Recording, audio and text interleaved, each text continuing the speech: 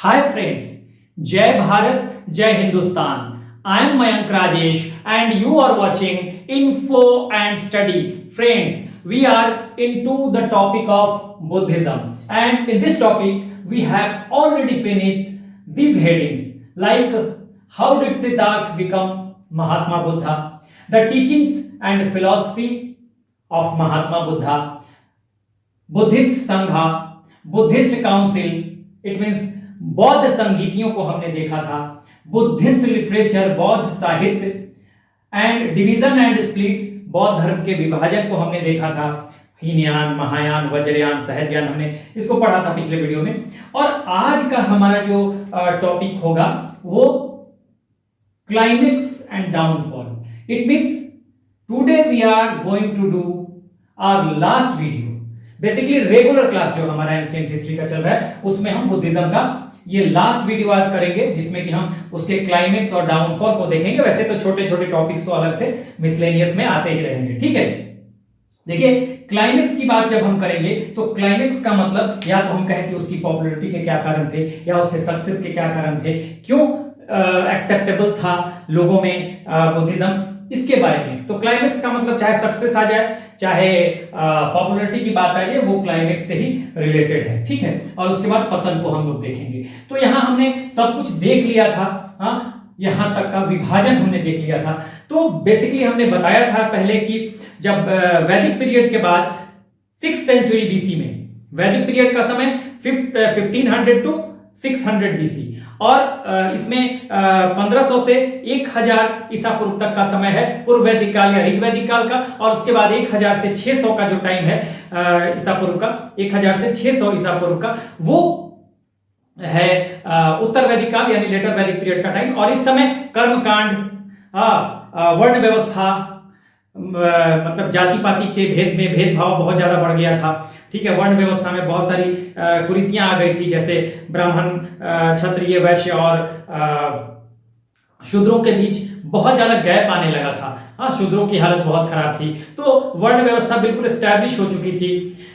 उसके अलावा मैंने बताया कर्मकांड, रिचुअल्स, पशु बलि, ये सब बहुत ज्यादा बढ़ गए थे। सुपरस्टिशन, आडंबर, ये सब बहुत ज्यादा बढ़ गए थे। तो जब हम 6th सेंचुरी बीसी में आते हैं तो बहुत सारी चीजों को देखते हैं। इसे हम 6th सेंचुरी बीसी को कहते हैं महान परिवर्तनों का काल। इसी पीरियड को हम कहते हैं महाजनपद पीरियड। इसी पीरियड को हम कहते हैं पीरियड ऑफ सेकेंड अर्बेनाइजेशन यानी द्वितीय नगरीकरण का काल, सेकेंड अर्बेनाइजेशन फेज कहते हैं। और इसी पीरियड यानी 6th सेंचुरी बीसी में आप धार्मिक आंदोलनों को भी देखेंगे तो इसमें बौद्ध धर्म और जैन धर्म प्रमुख रूप से ये उभर के आएंगे।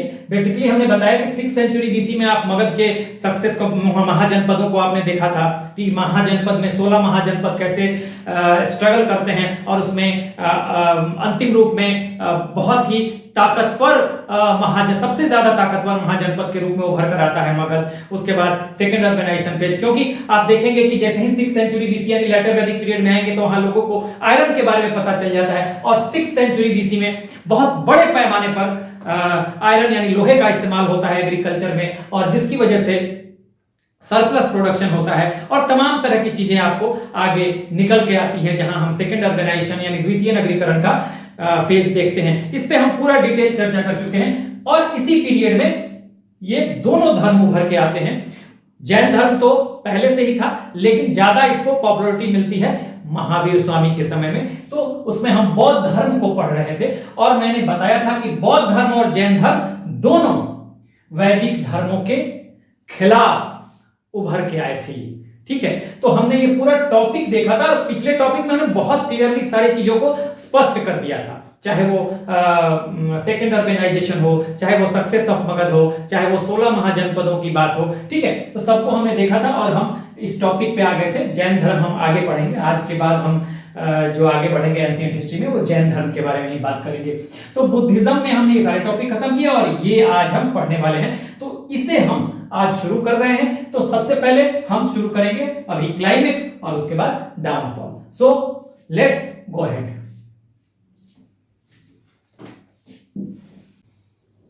तो आइए अब शुरू करते हैं बौद्ध धर्म के सफलता के कारण, ठीक है, या क्लाइमेक्स का कारण। या हम कहें कि पॉपुलैरिटी के कारण, लोकप्रियता के कारण। तो इसे हम देखते हैं। देखिए, आप कह ले क्लाइमेक्स, आप कह ले पॉपुलैरिटी, आप कह ले क्लाइमेक्स, पॉपुलैरिटी, सक्सेस।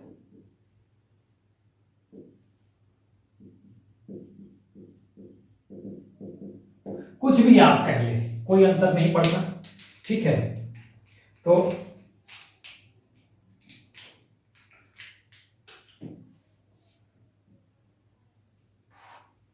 देखिए, अब हम एक एक पॉइंट करके देखेंगे, ठीक है। बहुत ध्यान से देखिएगा। देखिए, ये बेसिकली कॉन्सेप्चुअल पार्ट है, ठीक है, लेकिन कुछ चीजें आपको ऑब्जेक्टिव के लिए भी मिल जाएंगी, लेकिन कॉन्सेप्चुअल ज्यादा है, ठीक है। अब देखिए, बौद्ध धर्म की सफलता के कारण अगर हम पहले पॉइंट की बात करें तो पहले पॉइंट में हम क्या देखते हैं कि बौद्ध धर्म जो था, अब देखिए सफलता के क्या कारण थे। पहला, अगेंस्ट द वैदिक रिलीजन। अब बौद्ध धर्म वैदिक रिलीजन के खिलाफ था, ठीक है। इससे दो बातें उभर के आएंगी। क्या क्या? देखिए, एक तो उभरेगा क्या कि ये अगेंस्ट द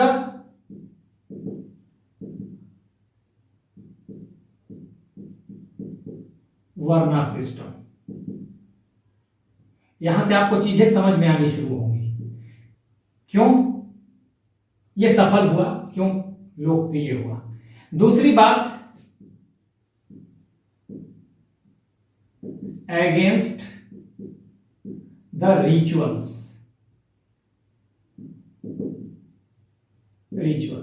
तो अगेंस्ट द रिचुअल्स की बात अभी हम करेंगे, पहले हम इसे देखते हैं। अगेंस्ट द वर्ल्ड सिस्टम, देखिए आपको पता है कि यहां पर चार धर्म थे, चार जातियां थी बेसिकली लेटर वैदिक पीरियड में। क्योंकि पूर्व वैदिक काल में ये जो वर्ण व्यवस्था था, ब्राह्मण,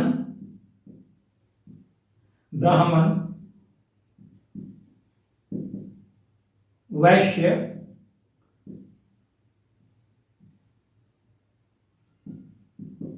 क्षत्रिय और शूद्र, ये जो चार वर्ण थे पूर्व वैदिक काल में, मैंने पढ़ाया भी था कि ये कर्म मूलक थे, जन्म मूलक नहीं थे, ठीक है ना। अगर आप ब्राह्मण के बेटे भी हैं, लेकिन अगर आप व्यापार का या एग्रीकल्चर का काम करते हैं तो आप वैश्य हो गए, ठीक है ना। तो कर्म मूलक था, जो काम आप करते हैं, ठीक है, उसी के आधार पर आपका वर्ण निर्धारित होता था। कब? पूर्व वैदिक काल में। ये कोई जरूरी नहीं कि मैं ब्राह्मण हूं तो मेरा बेटा ब्राह्मण ही हो। अगर मेरा बेटा अगर वो अध्यापन का कार्य कर रहा है तब तो ब्राह्मण होगा, लेकिन अगर वो व्यापार का या एग्रीकल्चर का काम कर रहा है तो वो क्या हो जाएगा? वो वैश्य हो जाएगा, क्योंकि उनका काम था, वैश्यों का काम था व्यापार का। अगर वो युद्ध में भाग ले रहा है तो फिर वो क्षत्रिय हो जाएगा, कर्म मूलक। लेकिन उत्तर वैदिक काल में, लेटर वैदिक पीरियड में, यानी कि 1000 से 600 बीसी में क्या होता है? वर्ण व्यवस्था जन्म मूलक हो जाएगी, और यहां से क्या होगा कि यहीं से कुरीतियां जन्मेगी। अब ब्राह्मण का बेटा, चाहे ब्राह्मण का बेटा ब्राह्मण ही होगा। अगर हम ब्राह्मण के घर में पैदा हुए तो हम ब्राह्मण ही होंगे, काम से मतलब नहीं है। वैश्य के घर में पैदा हुए तो वैश्य ही होंगे। तो ये यहां पर वर्ण व्यवस्था एस्टैब्लिश हो जाती है। और लेटर वैदिक पीरियड में क्या होता है, ठीक है, अगर वैदिक पीरियड, ओवरऑल वैदिक पीरियड की बात हम अगर देखें तो देखिए, अब जब वर्ण व्यवस्था एस्टैब्लिश हो जाएगी लेटर वैदिक पीरियड में, तो क्या होगा?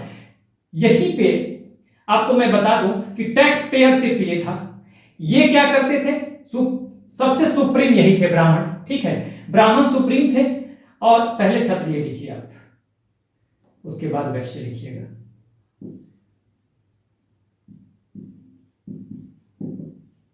क्षत्रिय, वैश्य, यही समाज में इनका जो पोजीशन था इसी ऑर्डर में था, वैश्य, ठीक है।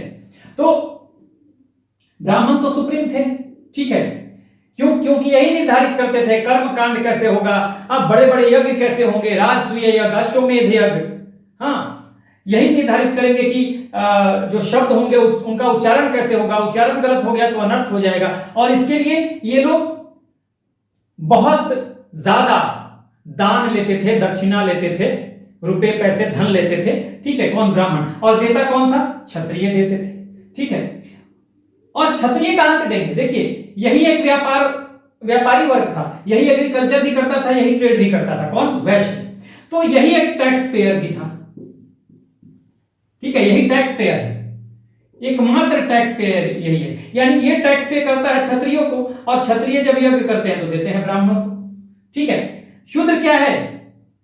शूद्र तो इन तीनों की सेवा ही करेगा, इन तीनों की सेवा करेगा। किसका?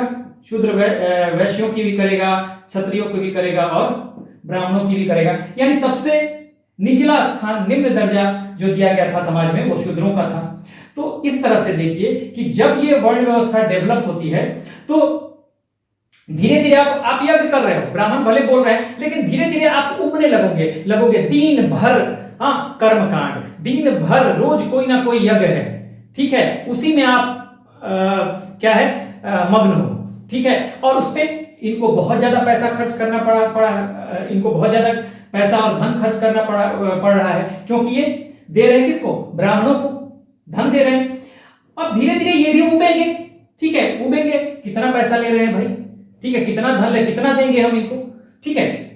वैसे जो है एकमात्र ये टैक्स पेयर है, और इन्हीं के पैसे से, इन्हीं का पैसा क्षत्रियों के पास जाता है और क्षत्रिय ब्राह्मणों को दे रहे हैं, ठीक है। तो ये भी उब रहे हैं दो कारणों से। एक तो इनको बहुत पैसा खर्च करना पड़ रहा है, दूसरा, हाँ, ये अब अपनी सुपीरियरिटी चाहते हैं, ठीक है, अपनी सर्वोच्चता चाहते हैं समाज में, ठीक है। उस तरह से वैश्य भी नाराज हैं, क्योंकि टैक्स ये पे कर रहे हैं और ये दोनों मौज ले रहे हैं, क्षत्रिय और ब्राह्मण। और शूद्र भी नाराज हैं, क्योंकि शूद्रों को सबसे ज्यादा सेवा करनी पड़ रही है इन तीनों वर्णों की। तो इसलिए समाज जो है, समाज में ये जो वर्ण है, खासकर क्षत्रिय, वैश्य और शूद्र, ये नाराज चल रहे हैं। शूद्र नाराज चल रहा है वैश्य से, और क्षत्रिय से भी, और ब्राह्मण से भी। देखिए, शूद्र इन तीनों से नाराज चल रहा है, वैश्य इन दोनों से नाराज चल रहा है, और क्षत्रिय ब्राह्मण से नाराज चल रहा है। यानी ये तीन कास्ट, तीन वर्ण, क्षत्रिय, वैश्य और शूद्र, तीनों मिलकर ब्राह्मणों के खिलाफ है। तो अब इनको, अगर इस समय कोई भी ऐसा धर्म आता है, ठीक है, या फिलॉसफी आती है, या कोई मत आता है जो कहे कि नहीं भाई, ये सभी बराबर है, चाहे ब्राह्मण हो, क्षत्रिय हो, वैश्य हो, शूद्र हो, ये सभी बराबर है, कास्ट का कोई भेदभाव नहीं है, सभी मेरे धर्म को अपना सकते हैं और हमारे यहां सब बराबर है, ठीक है। तब क्या होगा? ये लोग तो सपोर्ट करेंगे। उस स्थिति में यही बौद्ध धर्म के साथ होता है। बौद्ध धर्म चूंकि ब्राह्मणों के खिलाफ था, वैदिक धर्म के खिलाफ था, ब्राह्मणों के सुपरमैसी के खिलाफ था, तो इन तीनों धर्मों का सपोर्ट मिल गया, इन तीनों वर्णों का सपोर्ट मिल गया बौद्ध धर्म को पहले स्टेज में, ठीक है। पहले स्टेज में इन तीनों धर्मों का सपोर्ट मिल गया, ठीक है। अशूद्र तो चाहेंगे ही, क्योंकि शूद्रों की स्थिति बहुत ही खराब है समाज में, बहुत ही हेय दृष्टि से देखा जा रहा है, तो शूद्रों का तो सबसे ज्यादा सपोर्ट मिलेगा। तो इनका जो सपोर्ट मिला, ठीक है, बौद्ध धर्म को इन तीनों का सपोर्ट मिल गया, ठीक है। इनका सपोर्ट मिल गया, सपोर्ट मिला किसे?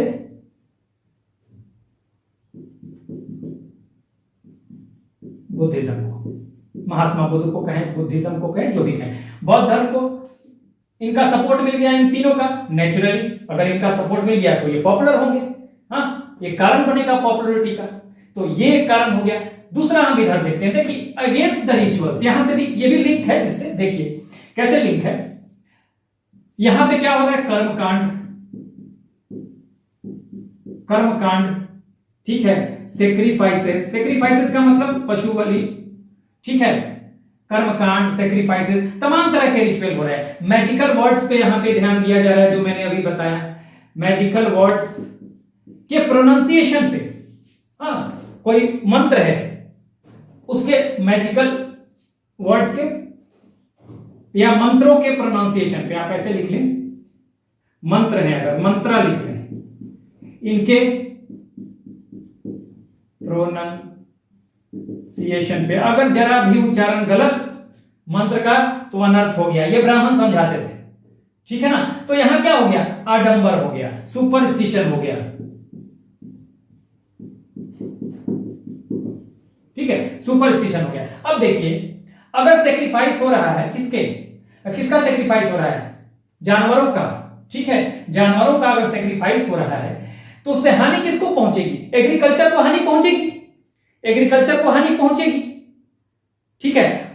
साथ ही व्यापार को भी हानि पहुंचेगा, क्यों, क्योंकि खेतों की जुताई में जानवरों का काम है, ठीक है। अगर अन्न को एक जगह से दूसरी जगह ले जाना है उसमें जानवरों का काम है, यानी व्यापार में भी है, किसका, कैसे, ट्रांसपोर्टेशन में, परिवहन में कैसे ले जाते थे। अगर हमको मान लीजिए कि कोई छोटी मोटी गाड़ी, इक्का गाड़ी या कुछ और भी चलाते हैं इस तरह के, कि कोई गाड़ी मान लीजिए हम बना लेते हैं और उसमें सामान ढोते हैं, उनको भी खींचने के लिए जानवरों की जरूरत पड़ेगी। तो ये सेक्रीफाइसेज जो हैं ये एग्रीकल्चर और व्यापार को नुकसान पहुंचाएंगे, और इससे कौन नाराज होगा, यही तो कर रहे थे, एग्रीकल्चर और व्यापार कर रहे हैं वैश्य, ठीक है, नुकसान भी इन्हीं को हो रहा है। देखिए क्या होगा इससे, एग्रीकल्चर और ट्रांसपोर्टेशन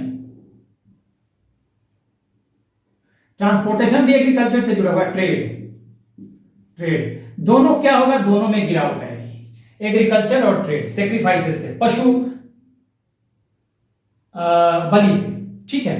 तो एग्रीकल्चर और ट्रेड दोनों में गिरावट आएगी, तो इससे सबसे ज्यादा असर किस पे होगा, वैश्यों पे ही तो होगा, जिसकी बात अभी मैं कर रहा था। तो एक तो गिरावट भी हो रही है तो नुकसान हो ही रहा है, और ये टैक्स भी इनको पे करना पड़ रहा है, एक तो भी गिरावट आ रही है, टैक्स भी यही पे कर रहे हैं, बाकी सब मौज ले रहे हैं क्षत्रिय और ब्राह्मण, ठीक है। तो नेचुरली क्या होगा कि यहां पे एक विरोध उभर के आएगा, ठीक है। और बौद्ध धर्म ने क्या सिखाया, अहिंसा, बौद्ध धर्म ने क्या सिखाया, अहिंसा। अहिंसा में का मतलब पशु बलि को नहीं, पशु बलि पे रोक लगाना है, ठीक है ना, पशुधन को बचाना है, किसी भी तरह की अहिंसा की बात अगर कही जाए तो आपको पशुओं की अगर हत्या हो रही है, सेक्रीफाइसेस हो रहा है, बलि दी जा रही तो हिंसा ही है। तो बौद्ध धर्म क्या कह रहा है, बौद्ध धर्म कहता है कि नहीं, आपको हिंसा नहीं करनी है। तो कौन खुश होगा, वैसे भी खुशी हो जाएंगे इससे, खुश होंगे इससे, तो लोगों का समर्थन पूरी तरह से मिलेगा, क्योंकि इससे लोगों को फायदा दिखाई दे रहा है। देखिए, एक तो ब्राह्मण का जो है, ब्राह्मणों का वर्चस्व कम हो रहा है, ठीक है, सबको समानता मिल रही है, ठीक है, सारे वर्णों को। क्षत्रियों को क्या हो रहा है, क्षत्रियों को भी लग रहा है कि भाई इनका सुपरमेसी कम होना चाहिए, वैश्यों को भी लग रहा है कि नहीं, टैक्स अगर कम, ये पशुधन बचेगा तो व्यापार अच्छा होगा, एग्रीकल्चर फलेगा फूलेगा, ये सब चीजें होंगी। हाँ, टैक्स तो ये पे कर ही रहे हैं तो नाराज होंगे, इनको तो पैसा चाहिए भाई, टैक्स देना है, तो ये सब बातें हो जाएंगी। उसके बाद शूद्रों का तो समर्थन मिलेगा ही मिलेगा, क्योंकि तीनों का सेवा कर रहे हैं, वैश्यों का, क्षत्रियों का और ब्राह्मणों का। तो इस तरह से पहला कारण ये था कि जो वैदिक रिलीजन के खिलाफ जा रहा है, हाँ, बौद्ध धर्म, तो इसको समर्थन मिलेगा, किसका, क्षत्रियों का, वैश्यों का और शूद्रों का। तो इस वजह से पहला, अगेंस्ट द वैदिक रिलीजन अगर है तो इसको पॉपुलैरिटी मिल रही है इन्हीं सब कारणों से, पहला पॉइंट। अगला पॉइंट हम देखते हैं, दूसरा नंबर, आप चाहें तो स्क्रीनशॉट ले सकते हैं। देखिए, बहुत सारी चीजों को इसमें मैंने उतना लैंग्वेज के फॉर्म में लिखूंगा तो बहुत टाइम लगेगा, मैंने समझा दिया है, ठीक है।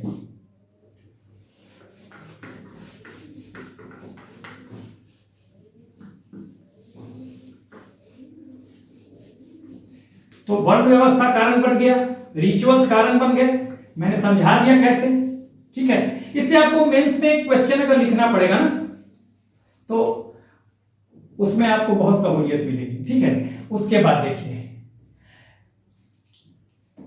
दूसरा पॉइंट देखिएगा, ठीक है। अब देखिए, इसको एनकरेजमेंट मिला नॉन वैदिक एरियाज में, कहां पे,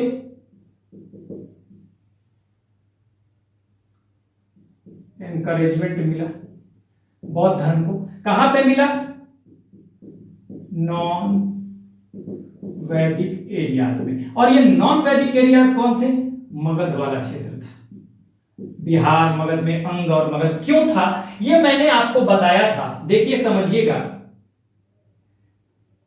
मैंने आपको बताया था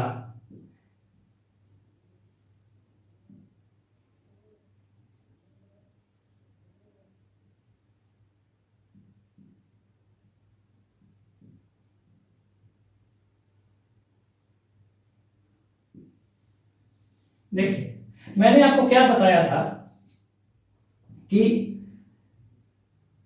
जो वैदिक धर्म था, ये देखिए ये भी आप ले लीजिए, पाकिस्तान अफगानिस्तान, भारत पाकिस्तान अफगानिस्तान। मैंने ये आपको बताया था कि एक शतपथ ब्राह्मण में कहानी है विदेह माधव और गौतम राहुगण की। तो उसमें हमने जब विस्तार में पढ़ा रहा था तो वहां पे मैंने बताया था कि वैदिक धर्म का जो वैदिक रिलीजन का जो विस्तार हुआ था फाइनली सेकेंड फेज के बाद, देखिए पहले फेज में विस्तार जो हुआ था, समझिएगा इसको, ये विस्तार हुआ था पहले फेज में। आप समझिएगा कि यहाँ ये अरावली पर्वत है, ये यहाँ पर अरावली होगा, ये अरावली, देखिए ये अरावली है, ये अरावली है, ठीक है, अरावली है। तो ये अरावली था, यहाँ वेस्टर्न यूपी, ठीक है, इधर अफगानिस्तान और इधर तुर्कमेनिस्तान। पहला फेज का जो विस्तार था इसका यहीं तक था। अगर हम देखें तो ये विस्तार इनका, ये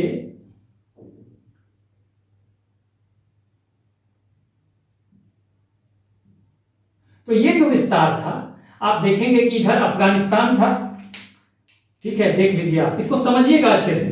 अफगानिस्तान, ये तुर्कमेनिस्तान, तुर्कमेनिस्तान अफगानिस्तान, ये अरावली है, और इधर क्या है, वेस्टर्न यूपी। तो आप देखिएगा वेस्टर्न यूपी, ठीक है, वेस्टर्न यूपी, मैंने WUP लिखा, वेस्टर्न यूपी। तो इसका पश्चिमी विस्तार अफगानिस्तान तक था, यहां तक अफगानिस्तान तक थोड़ा, और इसको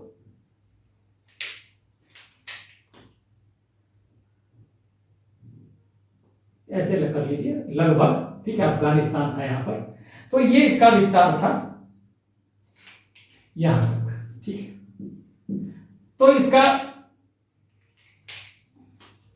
देखिए ये विस्तार हो गया पूर्व वैदिक काल का, यानी कि पूर्व वैदिक काल में इसका पश्चिमी विस्तार अफगानिस्तान, पूर्वी विस्तार पश्चिमी यूपी वेस्टर्न यूपी, उत्तरी विस्तार यहां पर देखेंगे, थोड़ा सा और नीचे कर लीजिए, यहां पे तुर्कमेनिस्तान तक था ये, ठीक है, कोई दिक्कत नहीं है। अगर तो थोड़ा बहुत ये हमने मोर और लेस बनाया है तो इसको समझ लीजिएगा बस। ये यहां पर तुर्कमेनिस्तान उत्तरी विस्तार नॉर्थ साइड में, और साउथ में अरावली, यानी कि ये नॉर्थ, देखिए ये नॉर्थ,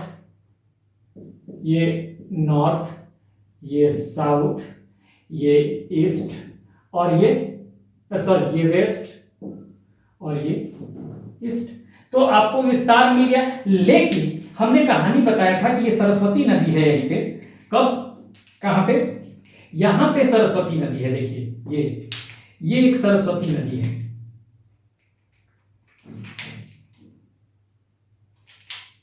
यहीं पे ये सरस्वती नदी है जो कि राजस्थान में बहती है, सॉरी जो कि आज जो कहा जाता है कि लुप्त हो गई है, लेकिन राजस्थान में उस समय राजस्थान में बहती थी। तो ये कहा जाता है कि विल्सन नामक जगह पे आके ये लुप्त हो गई थी, लेकिन आज राजस्थान में जो घग्गर नदी बहती है उसको सरस्वती का स्वरूप माना जाता है। तो कहा जाता है कि शतपथ ब्राह्मण में एक कहानी है कि गौतम राहुगण और विदेह माधव की कहानी है, जिसमें कि कहा जाता है कि दोनों सरस्वती नदी के किनारे खड़े हैं, मैंने बताया था। और विदेह माधव के मुंह से क्या निकलता है, एक वैश्वनर आग निकलता है, फायर, और वो आग जो है वो सबको जलाते हुए चलता है यहां से, ठीक है, यहां से ये जलाते हुए चलेगा, इनके मुंह से जब आग निकलेगा, दोनों सरस्वती नदी के किनारे पर है, ये जलाते हुए चलेगा, और जलाते जलाते जलाते आगे बढ़ता जाएगा। वैश्वनर अग्नि का मतलब जो सब कुछ जला दे। लेकिन ये गंडक नदी पे आके, यहाँ पे गंडक नदी है, वो आग इसकी बुझ जाती है, ठीक है, आग बुझ जाती है गंडक नदी पे, तो इसका विस्तार यही रुक जाता है। और इधर ही मगध, अंग, ये सब यहीं पे है, ये मगध, ये अंग, यानी बिहार वाला जो पार्ट है वो इधर आ जाता है, ठीक है। तो इनका जो विस्तार है यहीं पे आके रुक जाता है। तो वैदिक धर्म का विस्तार गंडक नदी तक होता है, यानी कि अगर अब देखेंगे तो फाइनली जो विस्तार हो रहा है, देखिए ये है विंध्य पर्वत, देखिएगा ये विंध्य पर्वत है, एक तरह से ये विंध्य पर्वत, ठीक है, ये विंध्य पर्वत है।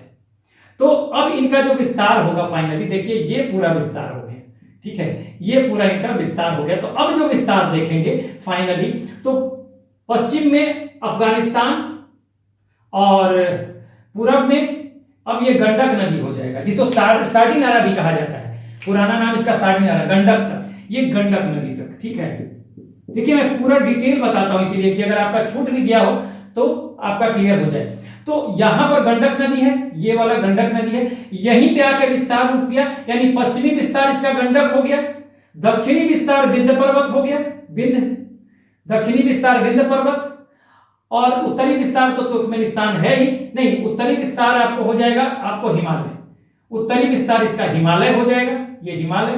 ठीक है, इस समय तुर्कमेनिस्तान है, लेकिन यहां पर उत्तरी विस्तार यहां पे हिमालय हो जाएगा, दक्षिणी हो जाएगा विंध्य पर्वत, पूर्वी हो जाएगा गंडक, और पश्चिमी तो अफगानिस्तान। तो इस तरह से अगर आप देखेंगे क्या होगा, फिर से समझिएगा।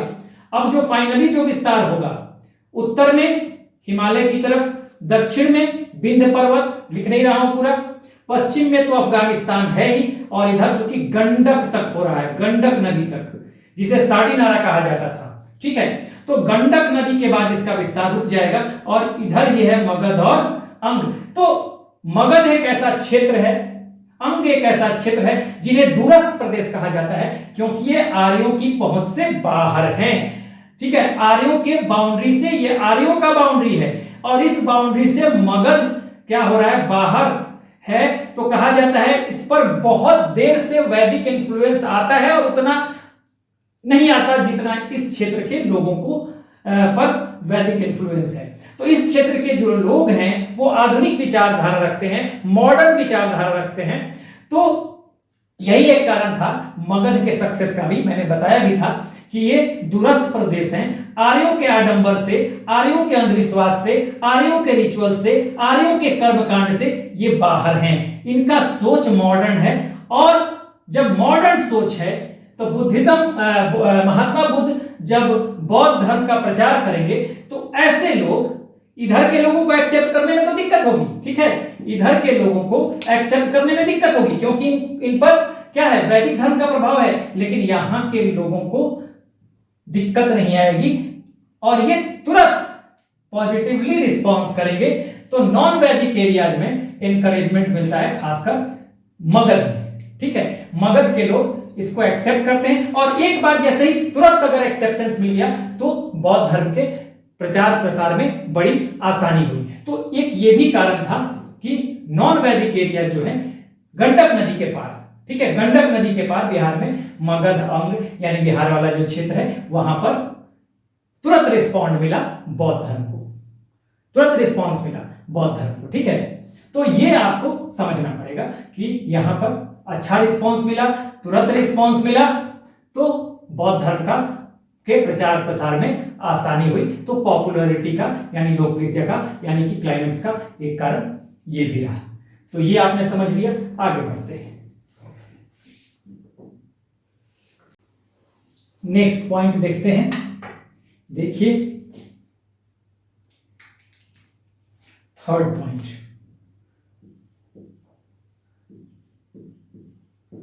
women into संघा या मोनेस्ट्रीज। संघा, देखिए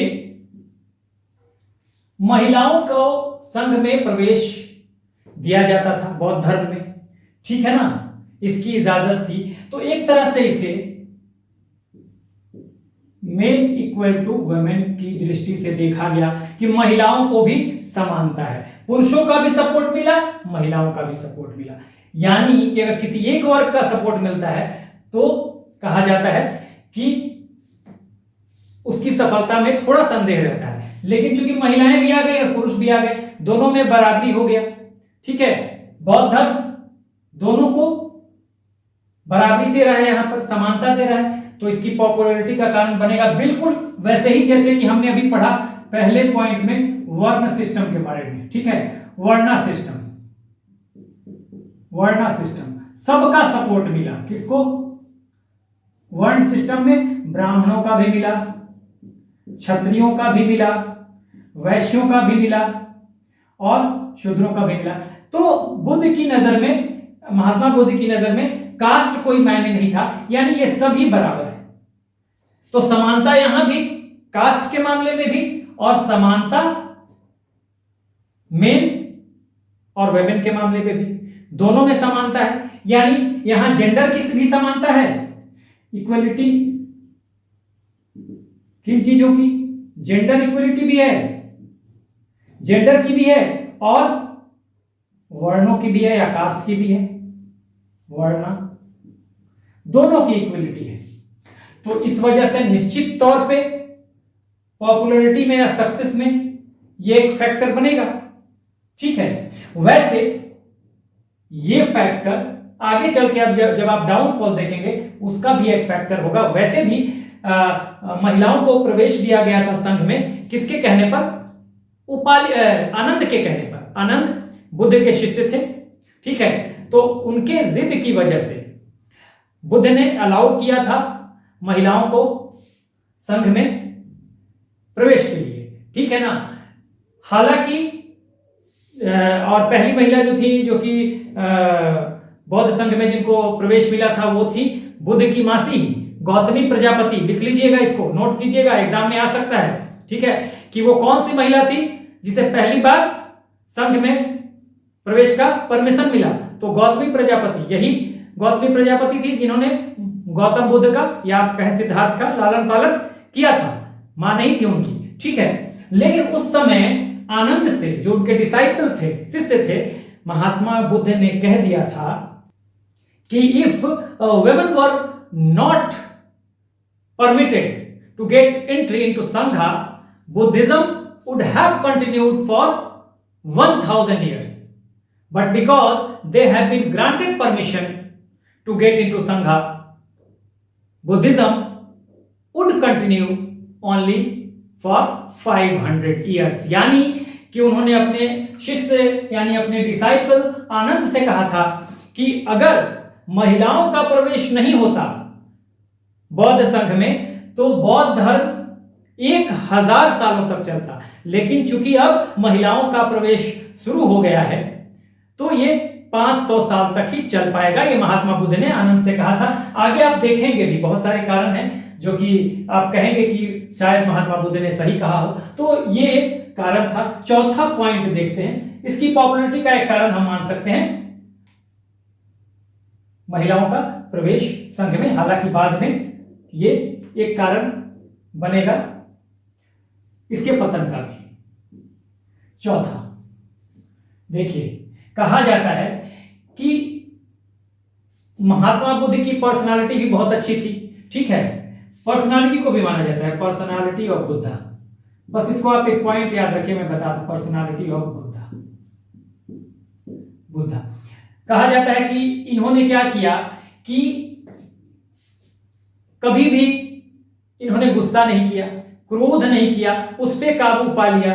और अगर किसी ने इनको अब्यूज भी किया, गाली भी दी, हाँ, इनको थोड़ा एटीट्यूड में अगर इनसे बात भी किया, तब भी ये नरम रहते थे। तो धीरे धीरे लोग क्या होते थे, इनकी बातों से कन्विंस हो जाते थे। आप देख लीजिए कि एक उदाहरण आता है कि जब महात्मा बुद्ध निकलते हैं कहां पर, महाभिनिष्क्रमण के बाद ये पहुंचते हैं उरुबेला, और वहां पे 5 ब्राह्मणों के साथ, ठीक है, इनकी मुलाकात होती है। वो 5 ब्राह्मण थे जिनके साथ ये रुकते हैं उरुबेला में, और वो 5 ब्राह्मण थे आंज, असज्जी, वप, भद्दी और कौंडिन। तो पहले तो इनके साथ ही ये रहते हैं वहां पे और तपस्या करते हैं साथ में। लेकिन एक दिन ये एक सेनानी है, सोल्जर है, उनकी बेटी है सुजाता, उनका दिया हुआ खीर खा लेते हैं महात्मा बुद्ध। तो ये 5 ब्राह्मण उनसे नाराज हो जाते हैं कि तुमने तो कहा था कि राजसी ठाट बाट और राजसी भोजन को हम त्याग देंगे, लेकिन तुम तो भाई राजसी खाना खा रहे हो।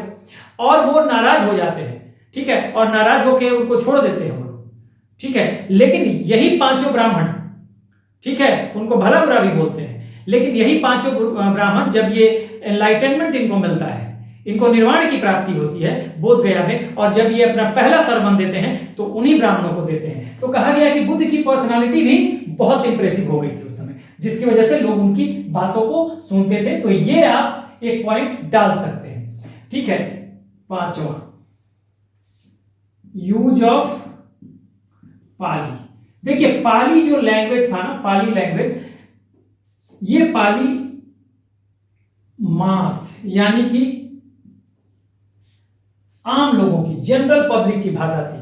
उस समय पाली जो थी ना, मास की भाषा थी। मास मतलब जनरल पब्लिक, जनरल जिसको सभी लोग समझ रहे हो, जनमानस की भाषा थी, साधारण भाषा, आसान भाषा थी, जिसको अब संस्कृत में तुलना करेंगे और पाली में तुलना करेंगे तो संस्कृत जो थी वो भाषा थी स्कॉलर्स की, विद्वानों की, ठीक है ना। बाद में यही कारण बनेगा, आगे पढ़ेंगे डाउनफॉल, कि बाद में बौद्ध धर्म में जो बटेगा, बौद्ध धर्म हीनयान और महायान में, तो हीनयान बेसिकली जो था वो पाली पे ज्यादा जोर देता था, जबकि आगे आप देखेंगे कि संस्कृत का में आपको लिटरेचर इसका आना शुरू हो जाएगा, ठीक है, और संस्कृत का प्रयोग होने लगेगा, जिससे वो जनमानस की भाषा ना होने से उसकी पॉपुलैरिटी बौद्ध धर्म की घटने लगेगी। तो पाली का यूज जो था इसने बौद्ध धर्म को पॉपुलर बना दिया। क्यों? देखिए पाली जो था ये एक तरह से इजी लैंग्वेज था, इजी लैंग्वेज, आसान था समझने में, और यही इजी लैंग्वेज इसकी पॉपुलैरिटी का कारण बनेगा। और वैसे भी जो पहले जो साहित्य लिखे गए, प्रारंभिक साहित्य कौन कौन से? त्रिपिटक, ठीक है, त्रिपिटक थे। कौन कौन से त्रिपिटक थे? शुद्ध पिटक, विनय पिटक, अभिधम्म पिटक। तो ये सब पाली में ही लिखे गए, और इनका लैंग्वेज जो था, भाषा जो थी वो बहुत आसान था, और आराम से ये समझ में आ जाता था आम जनता को। तो जो चीजें समझ में आ जाए, जिससे कम्युनिकेशन अच्छा हो सके, ठीक है ना। हम बहुत क्या होगा, हम जैसे मेरी माँ अगर ज्यादा पढ़ी लिखी नहीं है, हम उससे अंग्रेजी में बात करने लगे तो हम कम्युनिकेट कर पाएंगे क्या? लेकिन वही हमारा जो अपना लैंग्वेज है उसमें बात करेंगे, जो घरवैया लैंग्वेज है उसमें बात करेंगे, तो वो तुरंत समझ जाएगी, ठीक है ना। तो कम्युनिकेशन बहुत मायने रखता है। तो पाली लैंग्वेज के इस्तेमाल से क्या हुआ कि कम्युनिकेशन अच्छा हुआ, चूंकि इजी लैंग्वेज था, कम्युनिकेशन अच्छा हुआ, तो पॉपुलैरिटी मिली बौद्ध धर्म को, ठीक है। पांचवा पॉइंट ये हो गया। अब देखिए आपको छठा, आप 10 कोड ऑफ कंडक्ट्स,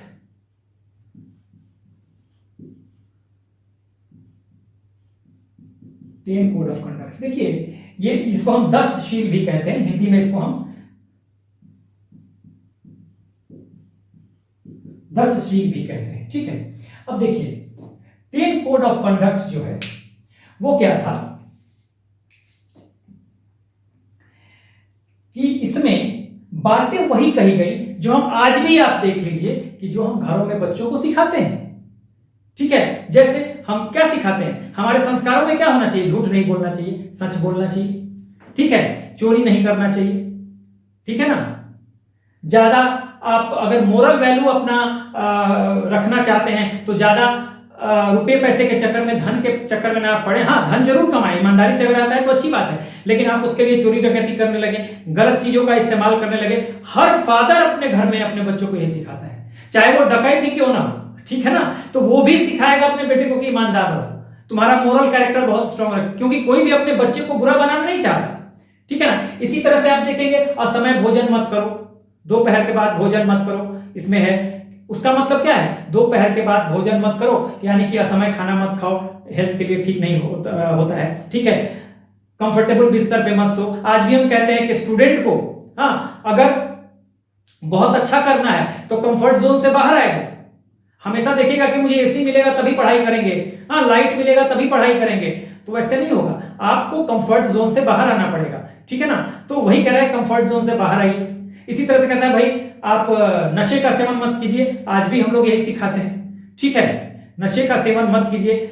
हाँ, आप stay away from the corrupt practices, ये भी आपको 10 कोड ऑफ कंडक्ट में है। व्यभिचार से दूर रहिए, करप्ट प्रैक्टिसेस से दूर रहिए, महिलाओं की संगत से दूर रहिए। तो ये जो है आज भी हम सिखाते हैं घरों में। तो इसका मतलब क्या है? अगर मैं कह रहा हूं कि आज भी हम ये बात अपने घरों में सिखाते हैं बच्चों को, ठीक है, तो इसका मतलब क्या है? इसमें कहीं ना कहीं सोशल कोड ऑफ कंडक्ट भी छुपा हुआ है, यानी कि सामाजिक आचार संहिता है, ठीक है। बुद्ध ने जो बात कही वही बात तो समाज चाह रहा है। समाज क्या चाहता है? बुद्ध ने जो बात कही, यानी कहीं ना कहीं थोड़ा बहुत जाने अनजाने में ही आज भी हम बुद्ध की बातों को फॉलो कर रहे हैं, जाने अनजाने में, है ना। हम कहते हैं ना बच्चों से, भाई चोरी करना अच्छी बात नहीं है, देखो झूठ मत बोलो, ठीक है, ज्यादा आप शराब वराब मत पिए, गलत संगत में मत पड़िए, ये सब चीजें हम बताते हैं। तो यही तो कोड ऑफ कंडक्ट था। तो यही कोड ऑफ कंडक्ट जो है ये सोशल कंडक्ट एक तरह से था, सोशल कोड ऑफ कंडक्ट,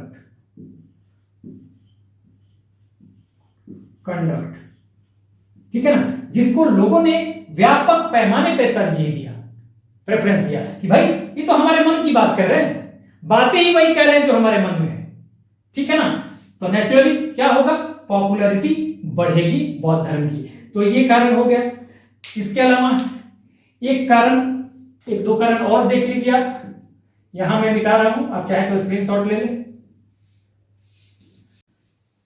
आइए अब एक दो कारण और हम देखेंगे।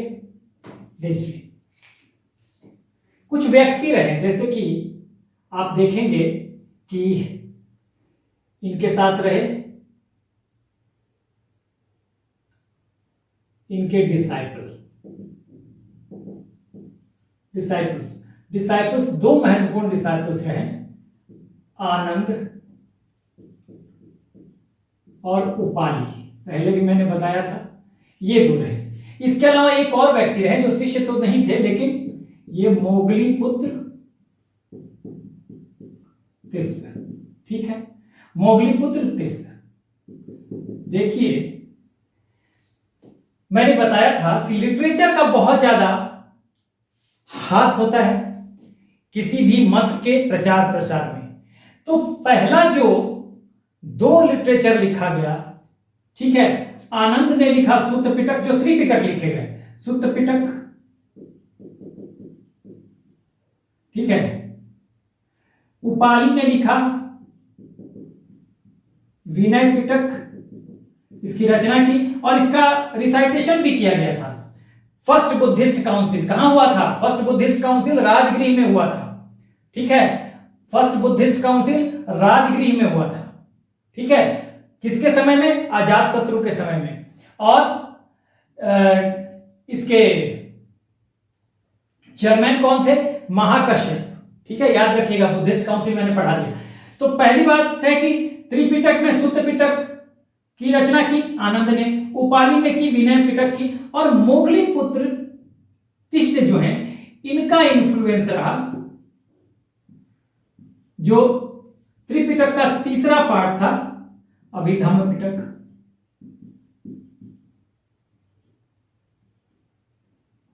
अभिधम्म पिटक,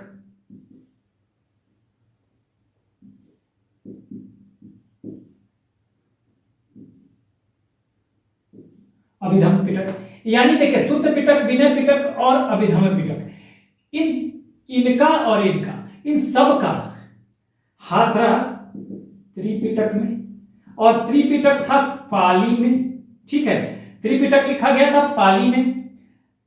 मोगली पुत्र तिष ने अभिधम्म पिटक की रचना नहीं, इनका इन्फ्लुएंस रहा था, और ये कब हुआ था, ये लिखा गया था तीसरे बुद्धिस्ट काउंसिल में, जिसके चेयरमैन थे मोगली पुत्र तिष, अध्यक्ष थे। तीसरा बुद्धिस्ट काउंसिल कहां हुआ था, देखिए याद कीजिए मेरे साथ साथ आप लोग। पहला बुद्धिस्ट काउंसिल राजगृह में, ठीक है, किसके समय में, मैंने बताया था राव पाक, याद रखिए, दूसरा वैशाली में राव पाक, तीसरा पाटलिपुत्र में, और चौथा कश्मीर कुंडलवन में। मैंने एक ट्रिक भी दिया था आप लोगों को, जो लोकेशन है यानी वेन्यू है राव पाक, रा से राजगृह, व से वैशाली, पा से पाटलिपुत्र, क से कश्मीर कुंडलवन, ये लोकेशन हो गया। और मैंने बताया था आजकल आनंद करो, यानी पहले बुद्धिस्ट काउंसिल आज अजात शत्रु के समय में हुआ था, कल कालाशोक के समय दूसरा हुआ था, आनंद अशोक के समय हुआ था, आज से करो चौथा कनिष्क के समय हुआ था। तो ये मैंने ट्रिक बता दिया था, ये आपको वेन्यू के लिए और उसके लिए कि कैसे कैसे आप याद करेंगे। तो देखिए ये सूत्र पिटक, विनय पिटक और अभिधम्म पिटक की जो रचना होती है, तो बुद्ध को ऐसे शिष्य मिले आनंद और उपाली जैसा, जिन्होंने इसकी रचना की, इसका रिसाइटेशन किया। मोगली पुत्र तिष जैसे व्यक्तित्व मिले जिनका इन्फ्लुएंस अभिधम्म पिटक पे रहा। यानी इन तीनों व्यक्तियों का जो इन्फ्लुएंस रहा ये किसी ना किसी रूप में त्रिपिटक पे रहा। त्रिपिटक पाली में लिखा गया, त्रिपिटक को आगम भी बोलते हैं, हाँ, और ये आरंभिक लिटरेचर थे बौद्ध धर्म के, सबसे पहले यही लिखे गए, ठीक है, आरंभिक लिटरेचर थे। तो जब यह आरंभिक लिटरेचर बनता है तो लिटरेचर का बहुत ज्यादा प्रभाव होता है किसी भी मत के प्रचार प्रसार में। तो यह भी बहुत ज्यादा एक रीजन रहा लोकप्रियता का। यह आपका 7th पॉइंट था, ठीक है ना। एक तो पाली में भी किया गया, तो कॉमन पीपल का, जनमानस की भाषा थी, मास की भाषा थी, कॉमन पीपल की भाषा थी, स्कॉलर्स की भाषा नहीं थी पाली, इसका मैंने पहले ही बता दिया था। तो ये एक कारण था जिसे आपको समझना होगा। अगला पॉइंट देखते हैं।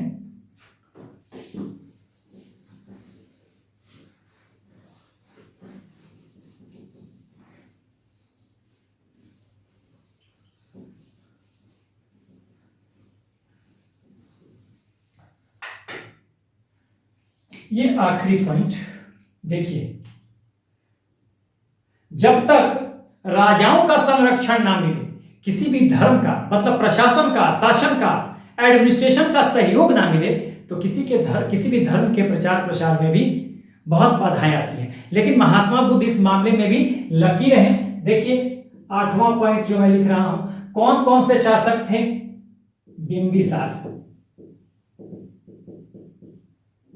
बिंबिसार, इसका बेटा अजात शत्रु, ठीक है, इसका बेटा उदयन, अजात शत्रु का। ये सभी थे हर्यक वंश के। हर्यक डायनेस्टी मगध में था, मैंने पढ़ाया था। इन लोगों का साथ मिला।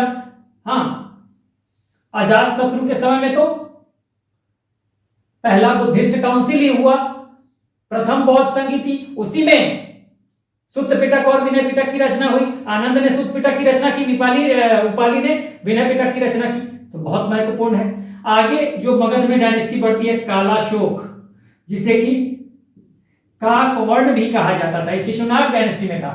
हर्यक वंश के बाद शिशुनाग डायनेस्टी आएगा, जिसमें 2 शासक महत्वपूर्ण हैं, शिशुनाग और कालाशोक। बुद्धिस्ट टेक्स्ट में इसे काकवर्ण भी कहा गया। बुद्धिस्ट टेक्स्ट है कौन सा? दिव्यदान। देखिए दिव्यदान, इसको कहा गया है कालाशोक को काकवर्ण। देखिए काकवर्ण कहां पे कहा गया है? दिव्यदान में। दिव्यदान आ सकता है एग्जाम में। दिव्यदान क्या है भाई? बुद्धिस्ट टेक्स्ट है, बौद्ध ग्रंथ है। दिव्यदान में कहा गया है कालाशोक को काकवर्ण। तो कालाशोक के समय दूसरा बुद्धिस्ट काउंसिल होता है, तो देखिए सहयोग मिल रहा है। उसके अलावा आगे अशोक और कनिष्क, मौर्य वंश, अशोका,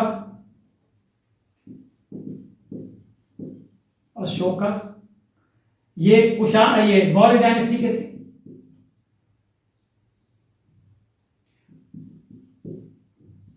मौर्य डायनेस्टी के थे। अशोका के समय तो बहुत भारी बदलाव होगा। अशोका ने तो बाहर भी प्रचार प्रसार किया, ठीक है ना। अशोका ने तो वर्ल्ड रिलीजन बना दिया, ठीक है।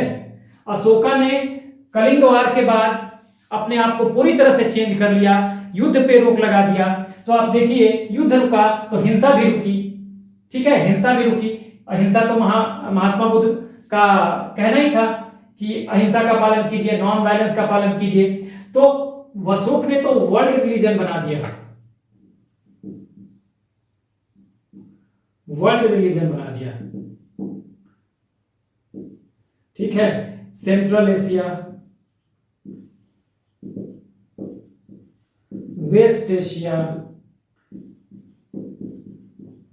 श्रीलंका, इन सब जगहों पे अशोक ने बौद्ध धर्म का प्रचार प्रसार किया, ठीक है ना।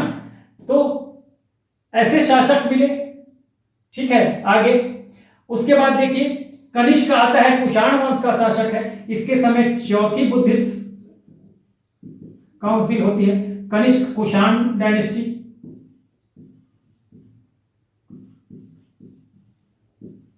Kanishka Indo Greek leader ruler था। ये लोग बाहर से आएंगे और महायान बुद्धिज्म के फॉलोअर हैं। तो देखिए कनिष्क जो है कुषाण वंश का था, हालांकि महायान के फॉलोअर थे, हीनयान और महायान 2 पार्ट में बटा था। तो बौद्ध धर्म के प्रचार प्रसार में इन सब शासकों का भी हाथ रहा। बिंबिसार, अजातशत्रु, उदयन ये तो हर्यक डायनेस्टी के थे, कालाशोक ये शिशुनाग डायनेस्टी से था, शिशुनाग डायनेस्टी सब पढ़ा चुका हूं मैं इनको। मगध में पहले हर्यक वंश आएगा, फिर शिशुनाग आएगा, फिर नंद वंश आएगा, ठीक है। अशोक मौर्य वंश के थे, सबसे पहले चंद्रगुप्त मौर्य वंश में, उसके बाद बिंदुसार और तब अशोक, ठीक है। और कलिंग वार के बाद युद्ध पे बिल्कुल रोक लगा दिया था, युद्ध लड़ना बंद कर दिया था अशोक ने।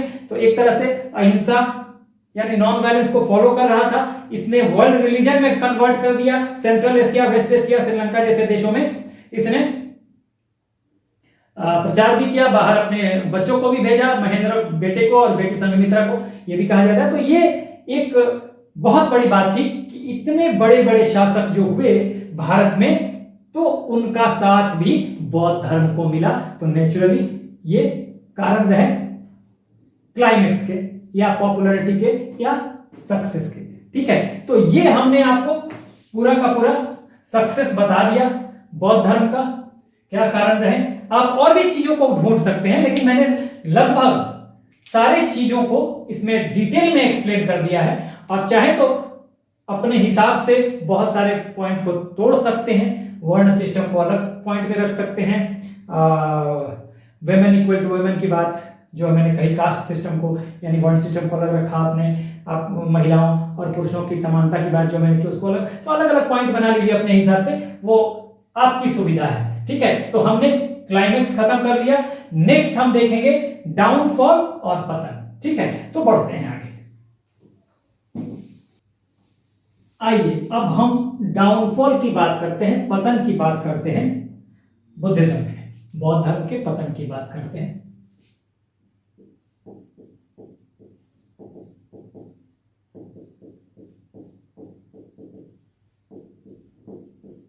पतन, ठीक है। देखिए पहली बात,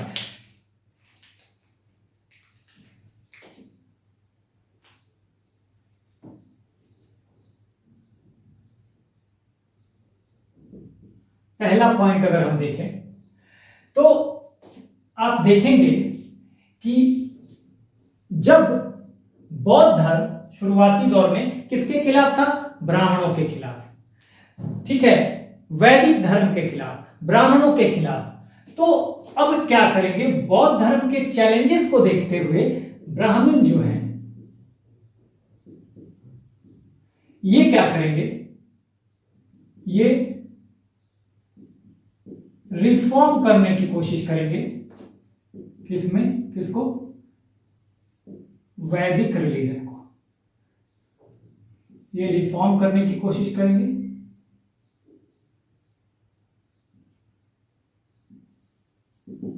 वैदिक रिलीजन को, ठीक है। कैसे करेंगे? थोड़ा ये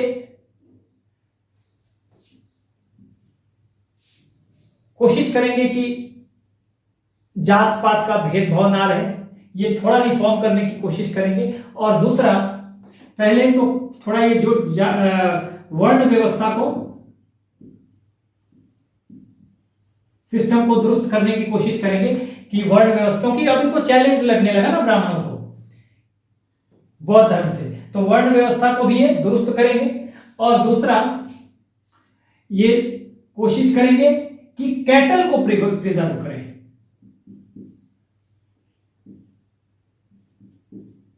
प्रिजर्व करेंगे कैटल्स को, यानी कि पशुधन को, ठीक है। एक तरफ जहां ब्राह्मण रिफॉर्म कर रहे हैं, वहीं दूसरी तरफ आप आगे देखेंगे कि बौद्ध धर्म आगे तंत्र मंत्र के चक्कर में पड़ जाएगा।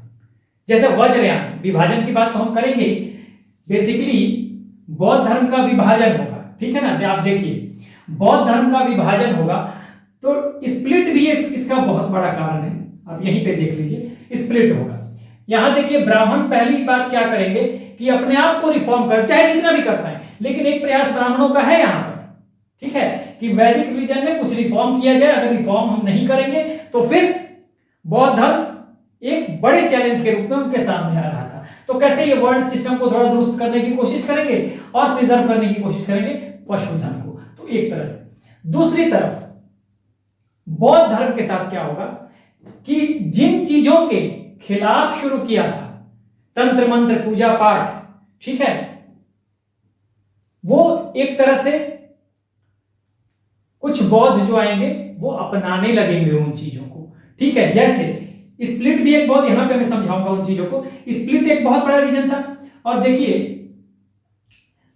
आपको फोर्थ बुद्धिस्ट काउंसिल जब होता है वहां पे बौद्ध धर्म दो पार्ट में बढ़ जाता है, हीनयान और महायान। तो स्प्लिट जो होता है वो कई पार्ट में होता है, पहले हीनयान, महायान, ठीक है, उसके बाद वज्रयान, काल चक्रयान,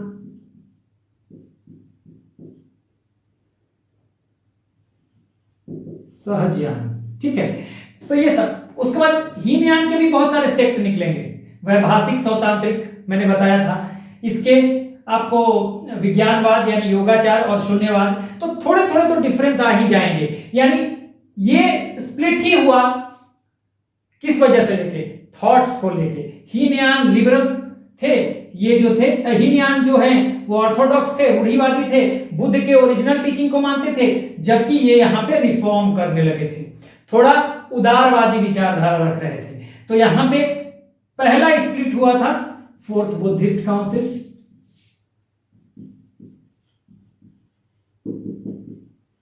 चौथे बौद्ध संगीति में। तो चौथे बौद्ध संगीति में कौन था भाई, किसके समय हुआ था? हाँ, कनिष्क के समय हुआ था, कुषाण वंश का शासक था। तो यहीं पे, और कनिष्क फॉलो करता था महायान बुद्धिज्म को, ठीक है ना। तो यहां पे बट गया था चौथे बुद्धिस्ट काउंसिल में। चौथा बुद्धिस्ट काउंसिल हुआ कहां था? कश्मीर कुंडलवन, ठीक है। हाँ, और उसकी अध्यक्षता किसने की थी? अध्यक्षता की थी वसुमित्र ने, और अशोक घोष उसके वाइस प्रेसिडेंट थे। ये मैंने बता दिया था। तो याद रखना है, चौथे बुद्धिस्ट काउंसिल में हीनयान महायान में तो एक स्प्लिट यहां होता है। उसके बाद इसमें भी सेक्ट उभर के आएंगे। हीनयान में वैभाषिक सौतांत्रिक, महायान में क्या होगा? महायान में योगाचार या विज्ञानवाद उसको कहते थे, और शून्यवाद। तो इस तरह से स्प्लिट होगा। आगे वज्रयान, काल चक्रयान, ये तो पूरा एक तरह से देखिए जितने भी वैदिक एविल्स थे, तंत्रमन, वज्रयान का मतलब ही होता है, वज्र का मतलब एक और मतलब होता है, तो वज्र का मतलब कठोर होता है, और इसका मतलब तंत्र मंत्र भी होता है। तो तंत्र मंत्र से ही, जादू टोने से ही वज्रयान निकल के आता है। यानी लोग जादू टोने में बिलीव करने लगते हैं, जिसका तंत्र मंत्र का और वैदिक धर्मों का विरोध किया था किसने? महात्मा बुद्ध ने। तो एक तो स्प्लिट होता जा रहा है, यानी स्प्लिट क्या कर रहा है? आपको कमजोर कर रहा है, ठीक है ना, वीक कर रहा है स्प्लिट। तमाम तरह के, जब एक तो स्प्लिट होता है, उस स्प्लिट में भी स्प्लिट होता है। हीनयान होता है तो हीनयान में भी अलग अलग सेक्ट बढ़ते हैं, महायान होता है उसमें अलग अलग सेक्ट बढ़ते हैं, उसके आगे भी वज्रयान, काल चक्रयान, ये सब। वज्रयान तो पूरी तरह से तंत्र मंत्र से पे आधारित था। तो ये जो होता है ना, तो ये पूरा बौद्ध धर्म को कमजोर करता है, ठीक है। तो एक तरह से देखिए, ब्राह्मणों ने रिफॉर्म शुरू किया, ब्राह्मणों ने रिफॉर्म शुरू किया वैदिक रिलीजन में। वही वज्रयान और काल चक्रयान ये सब जो है, ये तंत्र मंत्र के चक्कर में पढ़ने लगे, ठीक है। अब यहीं पे महायान जो है, आप देखेंगे ये पशु बलि देते थे। पशु बलि देते थे कौन? ब्राह्मण, वैदिक धर्म में। और बुद्ध ने कहा, क्या कहा था? अहिंसा फॉलो करने के लिए, नॉन वायलेंस फॉलो करने के लिए, पशु धन को बचाने के लिए ब्राह्मणों ने कोशिश शुरू कर दी यहां पर, कैटल्स को बचाने के लिए। लेकिन महायानी ये नॉन वेजिटेरियन हो गए, नॉनवेज खाने लगे, ठीक है। महायानी जो थे ये नॉनवेज खाने लगे, लिबरल विचारधारा के थे। तो क्या हुआ? कमजोर हुआ बौद्ध धर्म। तो डाउनफॉल में एक फैक्टर होगा स्प्लिट, यानी विभाजन, बौद्ध धर्म के पतन का प्रमुख कारण था, ठीक है ना। One of the main factors behind the downfall of Buddhism, split. और स्प्लिट भी कई स्प्लिट हुए, फिर उस स्प्लिट में और स्प्लिट हो गए, मतलब दो सेक्ट, इन सेक्ट्स में सब सेक्ट्स बढ़ते चले गए। और उसके बाद तंत्र मंत्र, ठीक है ना, वज्रयान जो है पूरी तरह से ये तंत्र मंत्र पे था, तंत्र मंत्र, जादू टोना, ब्लैक मैजिक, ठीक है, ये पूरा वज्रयान में आ गया। तो आप देखिए ब्राह्मणों ने सुधार शुरू किया, इन्होंने अपनाना शुरू किया, ठीक है। तो ये बातें आपने समझ ली, आगे बढ़ते हैं। महायान में और चीज आएंगी। महायानियों ने क्या किया, पहले बुद्ध ने मनाही की थी, मूर्ति पूजा नहीं होती थी, ठीक है ना, लेकिन आगे चल के ये महायानियों ने मूर्ति पूजा शुरू कर दी, ठीक है। महायान और हीनयान में क्या फर्क मैंने बताया था, पहले भी बताया था कि महायान और हीनयान में यही फर्क था कि हीनयान ऑर्थोडॉक्स थे, बुद्ध के ओरिजिनल टीचिंग्स को मानते थे, महायानी सुधार के साथ, रिफॉर्म के साथ उसको फॉलो कर रहे थे। तो यहां पे क्या हुआ कि महायानियों ने बुद्ध को भगवान मान लिया, हीनयानी उनको महान पुरुष मानते थे, इसलिए ना ही वो उनकी मूर्ति बनाकर पूजा करते थे, ना उनके अवतारवाद या इनकारनेशन में बिलीव करते थे। लेकिन महायानियों ने उनको भगवान बना दिया, इसलिए वो मूर्ति पूजा भी करने लगे, क्योंकि भगवान की पूजा होती है मूर्ति बना के, मूर्ति पूजा भी करने लगे, मांस मदिरा का सेवन भी करने लगे महायानी। तो ये कारण बन गया। आगे देखते हैं तीसरा पॉइंट,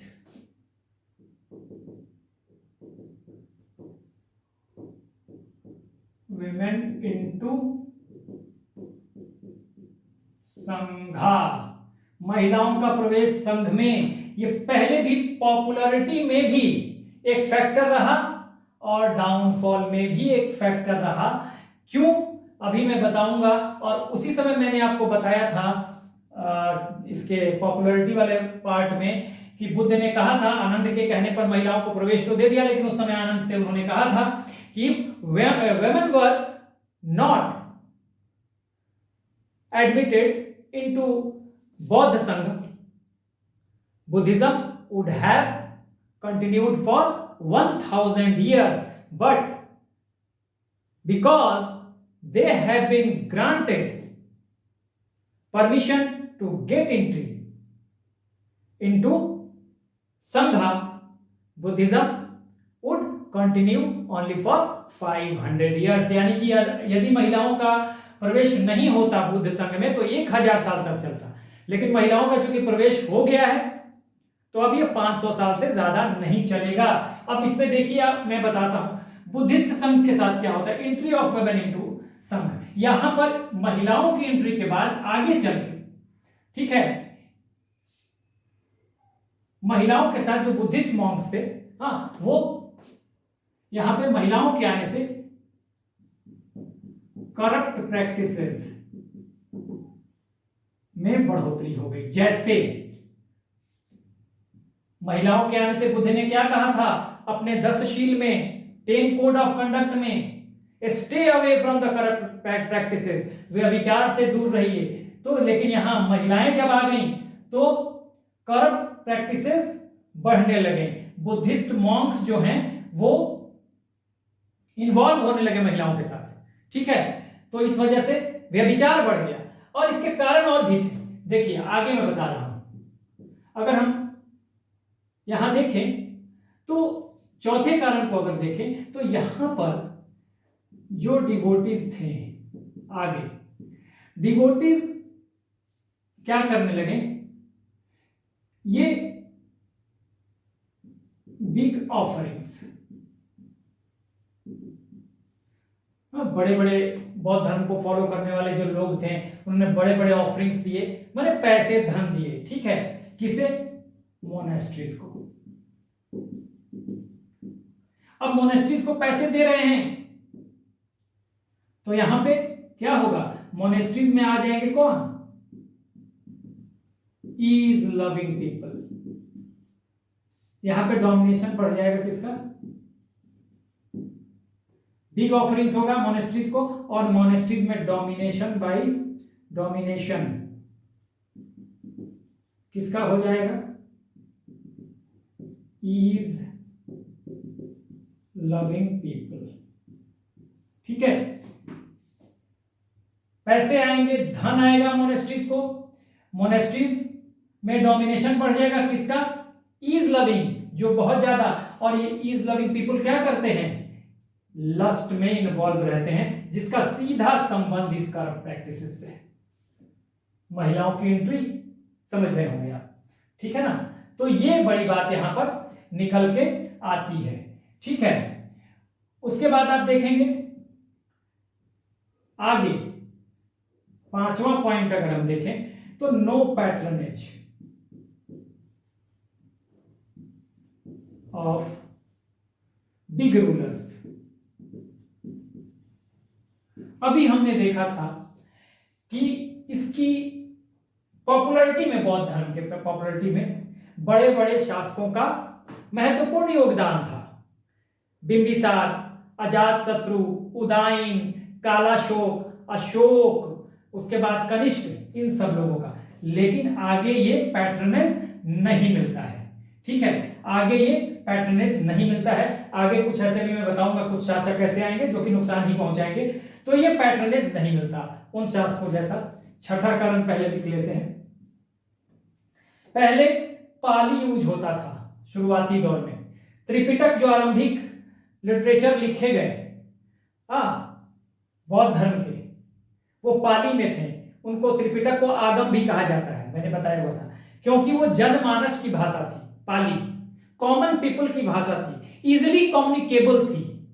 ठीक है ना? लेकिन यहां पे यूज होने लगा संस्कृत, यूज ऑफ संस्कृत। और संस्कृत किसकी भाषा थी? स्कॉलर्स की, विद्वानों की, स्कॉलर्स की भाषा थी। ठीक है, विद्वानों की भाषा थी।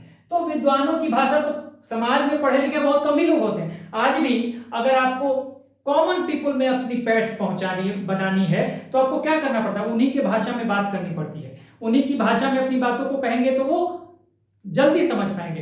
अब हम जो हमारे यहाँ अगर अनपढ़ लोग हैं, हम अंग्रेजी में बात करेंगे, नहीं समझ पाएंगे। तो यहाँ पे संस्कृत में जब होने लगा यूज ऑफ संस्कृत, तो ये स्कॉलर्स की भाषा थी, विद्वानों की भाषा थी। तो कम्युनिकेशन में प्रॉब्लम होगा, कम्युनिकेशन में प्रॉब्लम होगा।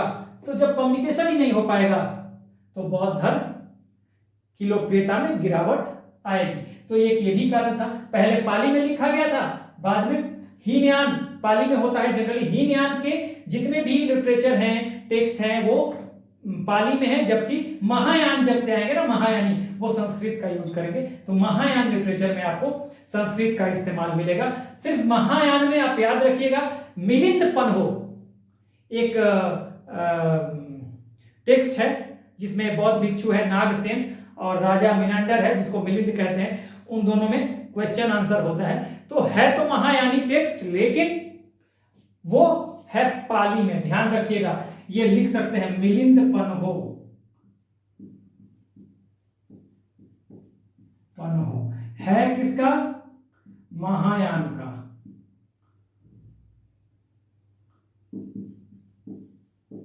महायान का। लेकिन लैंग्वेज क्या है इसका?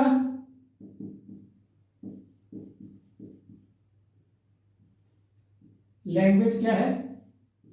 पाली है। ध्यान रखिएगा। वैसे जनरली महायान आपको संस्कृत में मिलेगा। तो ये आपका एक सवाल बन जाता है। कई बार महायान देख के लिख देगा कि मिलिंद पन्हो जो महायान का लिटरेचर है उसका लैंग्वेज कौन सा है। तो आपको अगर ध्यान रहेगा कि महायान तो संस्कृत में लिखते थे, उनके ज्यादातर टेक्स्ट तो आप संस्कृत में लगा देंगे। लेकिन ध्यान रखिएगा ये पाली में, ये सवाल बनता है। ठीक है, तो यहां तक हमने समझ लिया 6 पॉइंट। आगे बढ़ते हैं। आइए अब 7वां पॉइंट हम देखते हैं। देखिए, हमने बताया था कि बौद्ध धर्म की लोकप्रियता में कुछ महत्वपूर्ण शासकों का भी हाथ रहा, जैसे बिंबिसार, अजातशत्रु, उदयन, ये हर्यक वंश के थे। उसके बाद शिशुनाग वंश से कालाशोक, फिर मौर्य वंश से अशोक, और उसके बाद कुषाण वंश से कनिष्क। लेकिन बाद में कुछ बौद्ध विरोधी शासक भी आएंगे मौर्य वंश के बाद, आप कहें लेटर मौर्यंस के बाद, जैसे कि लेटर मौर्यंस में आपको पुष्यमित्र शुंग, ठीक है, रूलर्स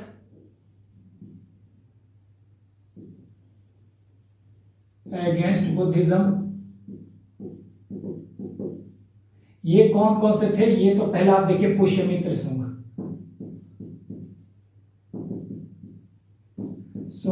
कहा जाता है कि इसने बहुत सारे बुद्धिस्ट मॉन्क्स को मार दिया था, ठीक है, और ये ब्राह्मण था, ठीक है, ब्राह्मण था। एक तरह से समझिए कि लेटर मौर्यंस पीरियड में एक तरह से फिर ब्राह्मणों का वर्चस्व बढ़ने लगा था।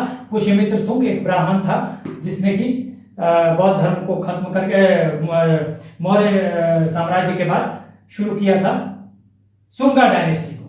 मौर्य डायनेस्टी के बाद शुंगा डायनेस्टी को शुरू किया था पुष्यमित्र शुंग ने। तो ये ब्राह्मण था, तो अब ये ब्राह्मणों के वर्चस्व को बढ़ाने की कोशिश करेगा और इसी सिलसिले में बहुत सारे बुद्धिस्ट मॉन्क को ये मारेगा, ठीक है। उसके अलावा देखिए मिहुर कुल एक हुन रूलर था, हुन, आगे आप पढ़ेंगे इन सबको, हुन, इसको भी पढ़ेंगे आगे मौर्य साम्राज्य के बाद। तो हुन रूलर था मिहिर कुला, कुला। तो मिहिर कुला जो था ये शिव भक्त था, शिवा को मानता था। उसी तरह से, ठीक है, आपको एक बंगाल में जगह था गौड़, वहां का शासक था शशांक, शशांक। ये भी शिव में बिलीव करता था, शशांक भी, ठीक है। तो शशांक ने, तो कहा जाता है कि इसने क्या किया, शशांक ने क्या किया, cut off the Bodhi tree in बोध गया। अब घृणा की पराकाष्ठा देखिएगा, शशांक जो रूलर था गौड़ का, आगे आप पढ़ेंगे शशांक के बारे में। तो ये इसने क्या किया था कि उस बोधि वृक्ष को ही कटवा दिया था बोध गया में, where Mahatma Buddha got enlightenment, जहां उन्होंने, या आप कह सकते हैं where Mahatma Buddha attend enlightenment, जहां पे निर्वाण प्राप्त किया था जिस बोधि वृक्ष के नीचे, उस बोधि वृक्ष को ही शशांक ने कटवा दिया था, क्योंकि ये लोग शैवाइट थे, मिहिर कुल, और ये ब्राह्मण था। तो उस ये कहा गया कि भाई ये लोग बौद्ध विरोधी शासक थे, तो ये डाउनफॉल में इनका एक अहम रोल रहेगा। यहां तक कि कहा जा रहा है ये ह्वेनसांग एक चीनी यात्री था, ठीक है, पिलग्रिम था। वेन, देखिए वेनसांग का स्पेलिंग ऐसे लिखेंगे, वेनसांग, हाँ, जो कि 7th सेंचुरी में इंडिया आया था। और ये कौन था वेनसांग? वेनसांग जो था चाइनीज पिलग्रिम था, चीनी तीर्थयात्री था, पिलग्रिम था, ठीक है ना। पिलग्रिम का मतलब तीर्थयात्री। कौन था ये देखिए,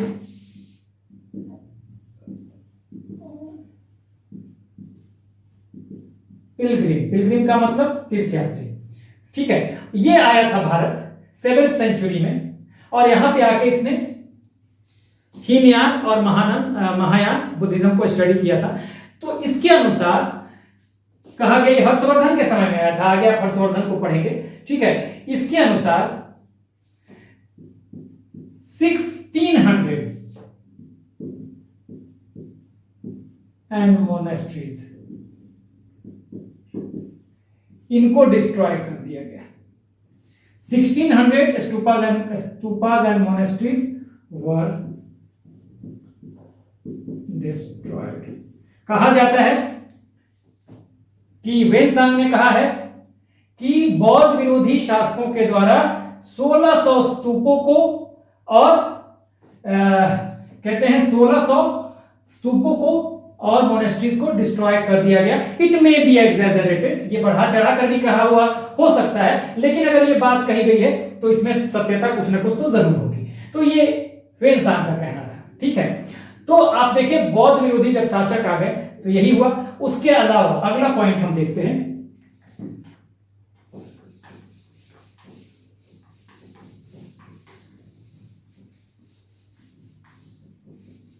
देखिए साउथ इंडिया में भी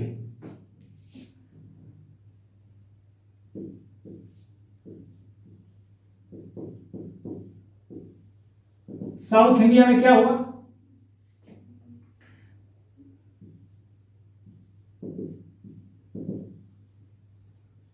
एंड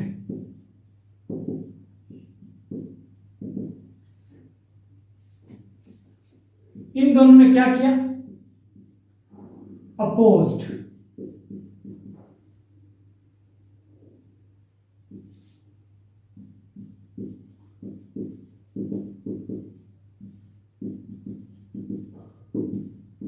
साउथ इंडिया में बुद्धिज्म और जैनिज्म को भी अपोज करना शुरू किया।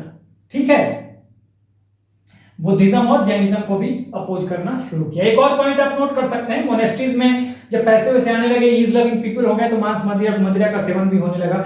हाँ, महिलाओं के साथ भी उनके इन्वॉल्वमेंट होने लगे, तो व्यभिचार बढ़ने लगा इस वजह से भी। तो नॉन वेजिटेरियन वाला पॉइंट भी आप नोट कर सकते हैं, एक जगह नोट कर लीजिएगा। ठीक है, कहीं तो ये हो गया कि साउथ इंडिया में विरोध हुआ, तो साउथ इंडिया में पनप नहीं पाया उस तरीके से। और अगर हम 9वां पॉइंट देखें तो देखिए, मैंने अभी अभी बताया कि मोनेस्ट्री है ये। अगर मोनेस्ट्रीज हैं, ये मोनेस्ट्रीज हैं, यहां पे आ रहा है मनी, पैसा आने लगा था, धन आने लगा था, बड़े बड़े ऑफरिंग्स होने लगी थी, अभी मैंने बताया। तो जब मनी आया तो क्या हुआ? आपको पता है कि मेडाइवल पीरियड में तुर्किश इन्वेडर्स आए थे और इन मोनेस्ट्रीज में पैसे के होने की वजह से ये मोनेस्ट्रीज टारगेट ऑफ